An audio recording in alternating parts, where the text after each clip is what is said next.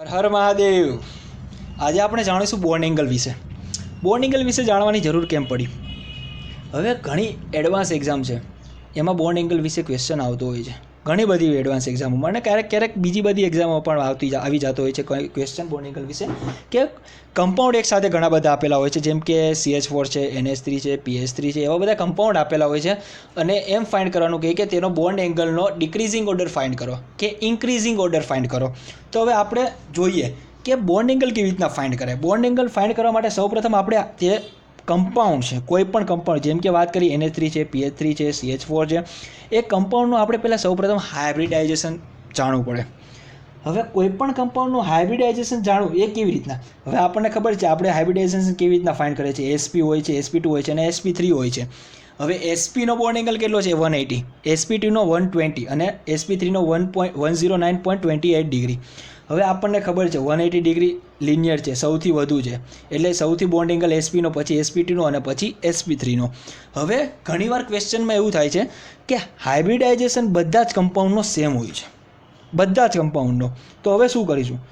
બધા જ કમ્પાઉન્ડનું જ્યારે હાઇબ્રિડાઇઝેશન સેમ હોય ત્યારે આપણે તે કમ્પાઉન્ડની લોન પેર જોવાની. હવે લોન પેર કેવી રીતના જોવાની? કોઈ પણ સેન્ટ્રલ એટમ છે, જેમ કે નાઇટ્રોજન છે, તો નાઇટ્રોજન પાસે કેટલી લોન પેર છે? એક લોન પેર.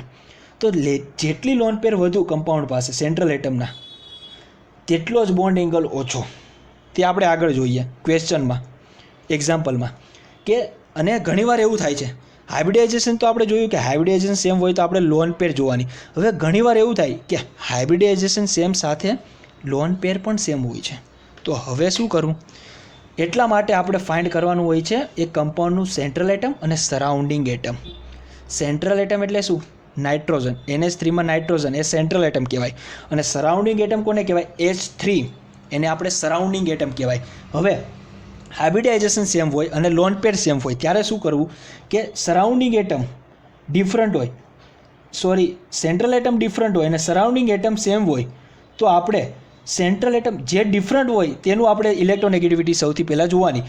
સેન્ટ્રલ એટમની ડિફરન્ટ છે અને સરાઉન્ડિંગ એટમ સેમ છે, તો સેન્ટ્રલ એટમની ઇલેક્ટ્રોનેગેટિવિટી જેટલી વધુ એટલો બોન્ડ એંગલ વધુ. અને જ્યારે સેન્ટ્રલ એટમ સેમ હોય અને સરાઉન્ડિંગ એટમ ડિફરન્ટ હોય, તો પહેલાં જ વાત કરી કે ડિફરન્ટ હોય એનું આપણે જોવાની ઇલેક્ટ્રોનેગેટિવિટી. તો સરાઉન્ડિંગ એટમની ઇલેક્ટ્રોનેગેટિવિટી જેટલી વધુ તેટલો બોન્ડ એંગલ ઓછો. આપણે એક્ઝામ્પલ ઉપર જોઈએ. અહીંયા આપણે જોઈએ કે NH3 છે ફર્સ્ટ ઓફ ઓલ અને સેકન્ડ છે PH3. હવે NH3 અને PH3 સૌપ્રથમ આપણે વાત કરી કે આપણે તેનું હાઇબ્રિડાઇઝેશન ફાઇન્ડ કરીશું. તો NH3નું હાઇબ્રિડાઇઝેશન આપણને ખબર છે SP3 છે અને PH3નું પણ SP3 છે. જેમ મેં તમને પહેલાં વાત કરી કે ઘણા બધી વખતે કે બધા જ કમ્પાઉન્ડનું હાઇબ્રિડાઇઝેશન સેમ હોય છે. તો હવે હાઇબ્રિડાઇઝેશન તો આપણને ખબર જ છે, શોર્ટ ટ્રિક કે 2, 3, 4, 5, 6, 7 બોન્ડ નંબર ઓફ બોન્ડ અને એનું હાઇબ્રિડાઇઝેશન SP, 3 માટે SP2, 4 માટે SP3, 5 માટે SP3D, 6 માટે SP3D2 અને 7 માટે SP3D3. હવે અહીંયા આપણને ખબર છે. હવે હાઇબ્રિડાઇઝેશન અંદર કેવી રીતના કમ્પાઉન્ડમાં ફાઇન્ડ કરવું એ આપણે જોઈએ. નાઇટ્રોજન પાસે કેટલી વેલેન્સ ઇલેક્ટ્રોન છે? 5. હવે તેની પાસે 5 વેલેન્સ ઇલેક્ટ્રોન છે. હવે તે વેલેન્સ ઇલેક્ટ્રોનમાંથી આપણે જેટલા બોન્ડ હોય જોડાયેલા, તેની સાથે જેટલા બોન્ડ કન્વર્ટ હોય એ એટલા માઇનસ કરવાના. એટલે એની પાસે લોન પેર કેટલી છે આપણને ફાઇન્ડ કરવા મળશે. એની પાસે 2 ઇલેક્ટ્રોન છે. હવે 2 ઇલેક્ટ્રોન મતલબ કે એક લોન પેર. ઓકે. હવે 3 બોન્ડ છે +1 લોન પેર છે, એટલે ટોટલ કેટલા થયા બોન્ડ? 4. હવે આપણે પહેલાં જ જોયું બોન્ડ નંબર 4, તો એના માટે SP3 હાઇબ્રિડાઇઝેશન. હવે PH3માં પણ એવું છે. PH3 પાસે પણ 5 વેલેન્સ ઇલેક્ટ્રોન છે, 3 બોન્ડ છે, 2 વધ્યા ઇલેક્ટ્રોન એટલે કે એક લોન પેર થઈ, 3 + 1 એટલે કે 4. એનું પણ હાઇબ્રિડાઇઝેશન સેમ થશે SP3. હવે વાત કરી કે બંનેનું હાઇબ્રિડાઇઝેશન સેમ હશે, તો હવે શું કરવું? લોન પેર જોવાની. હવે લોન પેર જોવા માટે આપણે જોઈએ કે નાઇટ્રોજન પાસે પણ એક લોન પેર છે અને ફોસ્ફરસ પાસે પણ એક લોન પેર છે. તો હવે આપણે જેમ પહેલાં કીધું એમ કે નાઇટ્રોજન પાસે પણ ઘણી વખતે કમ્પાઉન્ડમાં બંને કમ્પાઉન્ડ પાસે કે બધા કમ્પાઉન્ડ પાસે લોન પેર અને હાઇબ્રિડાઇઝેશન સેમ હોઈ શકે. જે આપણે એક્ઝામ્પલમાં આપણે જોઈ શકીએ છીએ કે નાઇટ્રોજન પાસે પણ એક લોન પેર છે અને ફોસ્ફરસ પાસે પણ એક લોન પેર છે. તો હવે શું કરું? જેમ પહેલાં વાત કરી હતી એમ કે હવે સેન્ટ્રલ એટમ અને સરાઉન્ડિંગ એટમ આપણે જોવાનું. હવે સેન્ટ્રલ એટમ કયો છે? પહેલાં જ વાત કરી કે N એ સેન્ટ્રલ એટમ કહેવાય અને H3 એ સરાઉન્ડિંગ એટમ કહેવાય. એવી જ રીતે ફોસ્ફરસમાં સેન્ટ્રલ એટમ ફોસ્ફરસ અને સરાઉન્ડિંગ એટમ H3. હવે જ્યારે સરાઉન્ડિંગ એટમ સેમ હોય, સરાઉન્ડિંગ એટમ સેમ છે, તો આપણે શું ફાઇન્ડ કરવાનું? Central atom. તો હવે સેન્ટ્રલ એટમ ડિફરન્ટ, નાઇટ્રોજન અને ફોસ્ફરસ ડિફરન્ટ છે, આપણે જોઈ શકીએ છીએ એક્ઝામ્પલમાં. ઇલેક્ટ્રોનેગેટિવિટી જેની સેન્ટ્રલ એટમની વધુ એનો બોન્ડ એંગલ એટલો જ વધુ. હવે આપણે અહીંયા જોઈએ કે નાઇટ્રોજન અને ફોસ્ફરસ સૌથી વધુ ઇલેક્ટ્રોનેગેટિવિટી કોણ? નાઇટ્રોજન. તો નાઇટ્રોજનની ઇલેક્ટ્રોનેગેટિવિટી વધુ એટલો જ એનો બોન્ડ એંગલ વધુ. તો NH3 greater than PH3. Okay, આવી રીતના બોન્ડ એંગલ આપણે ફાઇન્ડ કરી શકીએ. બોલો જોઈશી, જેમ કે BeCl2 અને BeR2, BeBr2. ઓકે, હવે BeCl2 એન્ડ BeBr2માં આપણે જોયું કે આપણે જ્યારે પણ કોઈ પણ કમ્પાઉન્ડનું બોન્ડ એંગલ ફાઇન્ડ કરવું હોય તો આપણે તેની બે વસ્તુ જોવાની હોય. First of all hybridisation, second તેની લોન પેર. હવે પહેલું આપણે જોઈશું એનું હાઇબ્રિડાઇઝેશન. શું જોઈશું? હાઇબ્રિડાઇઝેશન. તો હાઇબ્રિડાઇઝેશન શું થશે? બી પાસે બે વેલેન્સ ઇલેક્ટ્રોન છે, બે બોન્ડ તેની સાથે જોડાયેલા છે, કન્વર્ટ થયેલા છે, એટલે કે 2 લોન વેલેન્સ ઇલેક્ટ્રોન, 2 બોન્ડ છે, એટલા માટે એની પાસે 0 લોન પેર છે. હવે 2 બોન્ડ છે.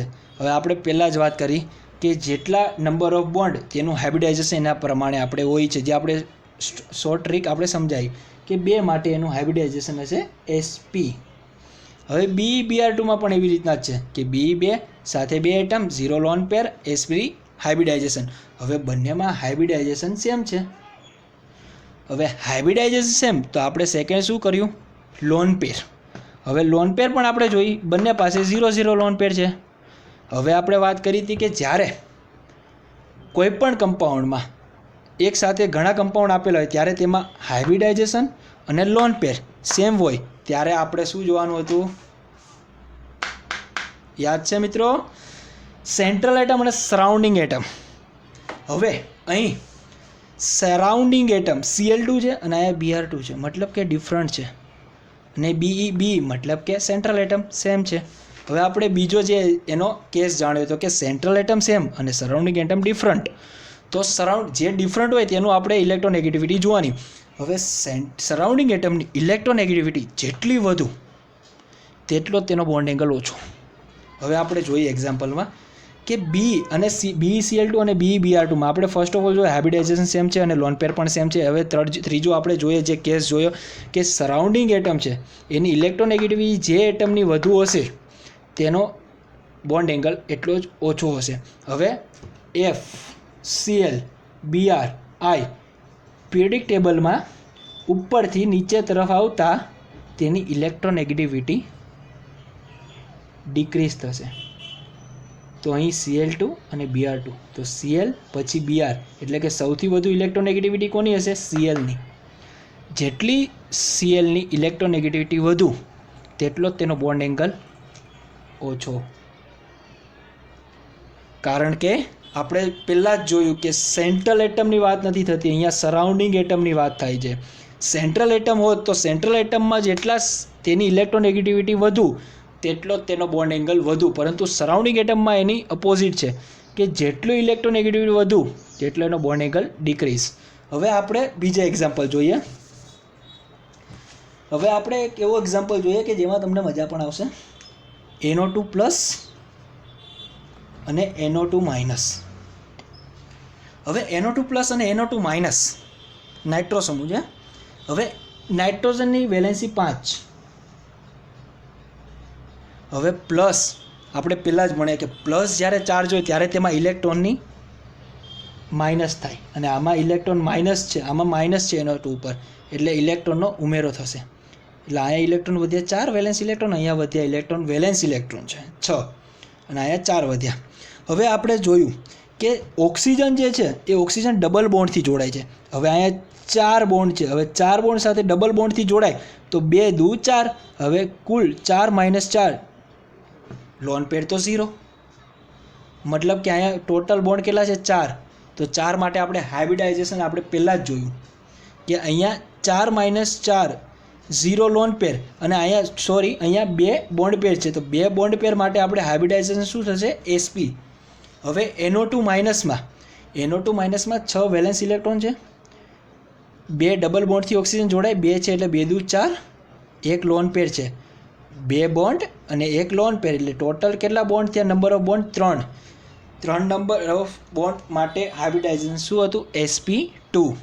હવે આનું હાઇબ્રિડાઇઝેશન sp2 હવે આપણને અહીંયા સિમ્પલ થઈ જશે. હવે આપણે સરાઉન્ડિંગ એટમ અને લોન પેરમાં નહીં જવું પડે, સરાઉન્ડિંગ એટમ અને સેન્ટ્રલ એટમમાં નહીં જવું પડે. હવે sp નો બોન્ડ એંગલ ખબર છે 180 અને sp2 નો બોન્ડ એંગલ ખબર છે 120.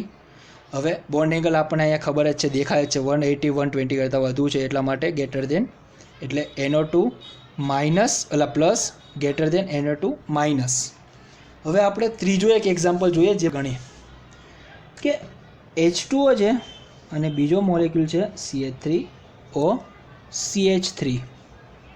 હવે આપણે બોન્ડ એંગલ ફાઇન્ડ કરવા માટે આપણે આગલા લેક્ચરમાં જોયું કે બોન્ડ એંગલ કેવી રીતના ફાઇન્ડ કરાય. બોન્ડ એંગલ ફાઇન્ડ કરવા માટે આપણે 3 રીતે કરવો પડે. ફર્સ્ટ ઓફ ઓલ તો હાઇબ્રિડાઇઝેશન પહેલાં ચેક કરવું પડે. બીજું કે તેનું લોન પેર કેટલી છે કમ્પાઉન્ડમાં એ ચેક કરવી પડે. અને ત્રીજું કે સેન્ટ્રલ એટમ અને સરાઉન્ડિંગ એટમ આપણે એનું ફાઇન્ડ કરવા પડે કે સેન્ટ્રલ એટમ અને સરાઉન્ડિંગ એટમ કયો ડિફરન્ટ છે, કયો સેમ છે અને કોની ઇલેક્ટ્રોનેગેટિવિટી વધુ છે, કોનો બોન્ડ એંગલ ઓછો છે. કોની ઇલેક્ટ્રોનેગેટિવિટી ઓછી વધુ તેની સાથે તેની બોન્ડ એંગલ ઓછો તે આપણે ફર્સ્ટ ઓફ ઓલ આપણે ફાઇન્ડ કરીએ.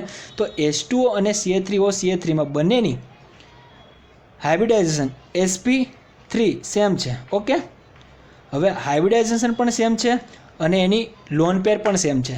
આપણે અહીંયા જોઈ શકીએ છીએ કે 2 બોન્ડ જોડાયેલા છે, અહીંયા પણ 2 બોન્ડ જોડાયેલા છે. મતલબ કે અહીંયા પણ 2 લોન પેર છે અને અહીંયા પણ 2 લોન પેર છે. હવે આપણે પહેલાં જ વાત કરી કે હાઇબ્રિડાઇઝેશન જ્યારે સેમ હોય કમ્પાઉન્ડમાં અને હાઇબ્રિડાઇઝેશન સાથે સાથે લોન પેર પણ સેમ હોય તો આપણે તેનું ત્રીજો એક્ઝમ્પશન જોવાનો, થોડી ત્રીજી કન્ડિશન જોવાની, સરાઉન્ડિંગ એટમ અને સેન્ટ્રલ એટમ.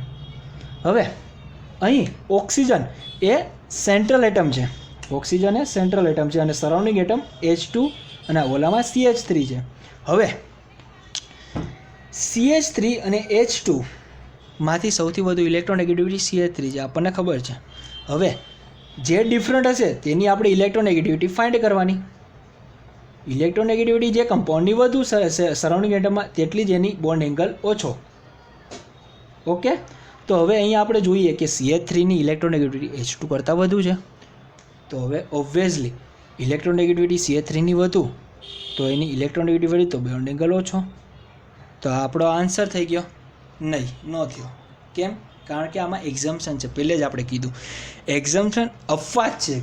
અપવાદ કેવી રીતના છે આપણે જાણીએ કે જ્યારે એની આકૃતિ, એની ફિગર જોવામાં આવે તો કંઈક આ પ્રકારની છે એની ફિગર.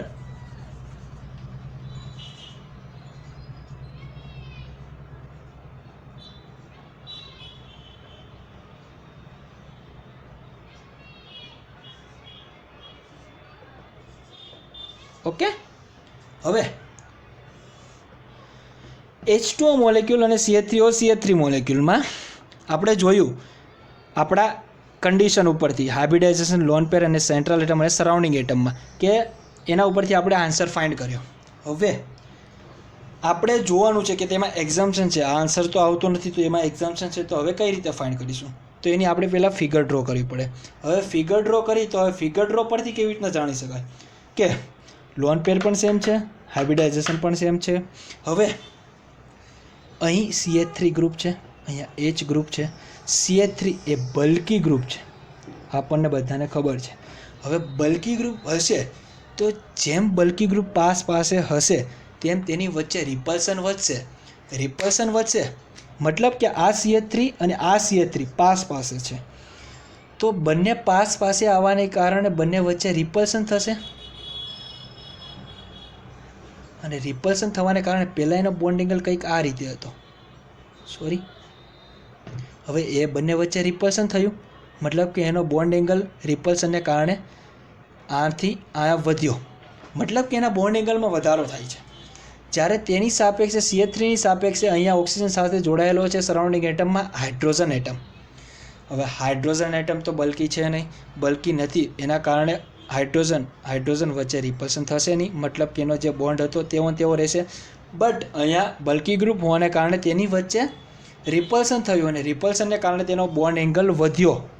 તો બોન્ડ એંગલ તો હવે આની સાપેક્ષે આનો વધ્યો, મતલબ કે અહીં આ આન્સર આપણો ખોટો છે.